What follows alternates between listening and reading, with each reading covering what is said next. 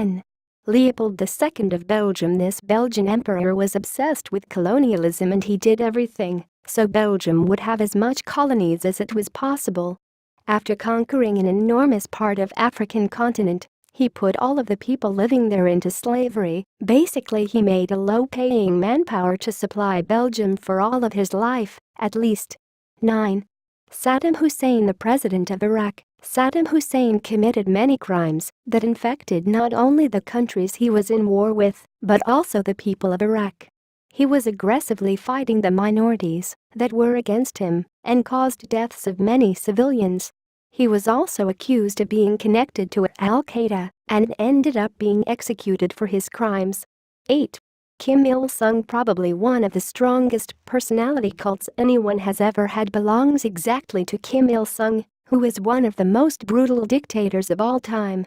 Besides from running North Korea in the most aggressive way possible, he somehow managed to lose even his people's trust, and that doesn't happen every day in this country. The only problem is that everyone feared him. 7.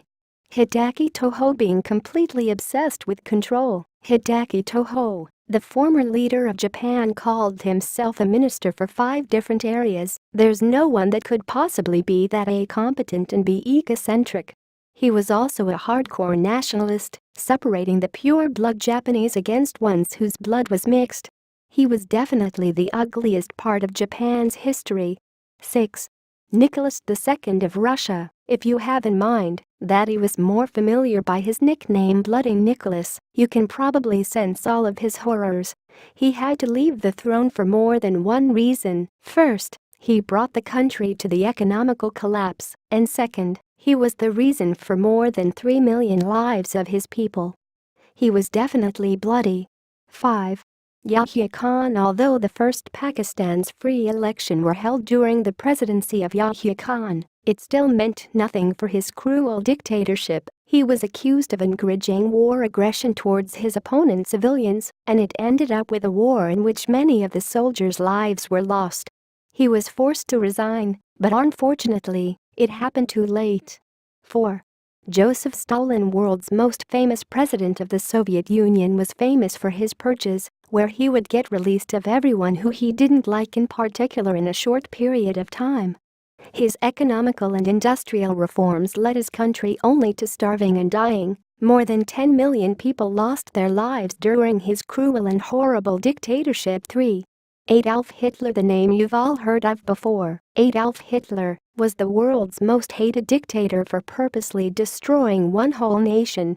Although he didn't manage to do it, the Nazism was definitely one of the world's most dangerous diseases ever, and the idea of it could only be born in the mind of a man who was cruel and mentally unstable. 2. Mao Zedong. If you think the world didn't have worse dictators than Adolf Hitler, you are wildly wrong. Mao Zedong, the communist leader of China, was responsible for lives of more than 30 million. Not only he was killing his enemies and opponents, he led many people to starving and eventually dying, which we consider the most brutal act of all. 1. Genghis Khan. Although Genghis Khan was not a dictator in the modern meaning of that word, he was definitely the most brutal leader this world has ever had. This Mongolian king was responsible for the deaths of more than 40 million people. Can you imagine how horrible that is, having in mind he lived in the 12th century? Even if he didn't, we could still never forget his cruelty.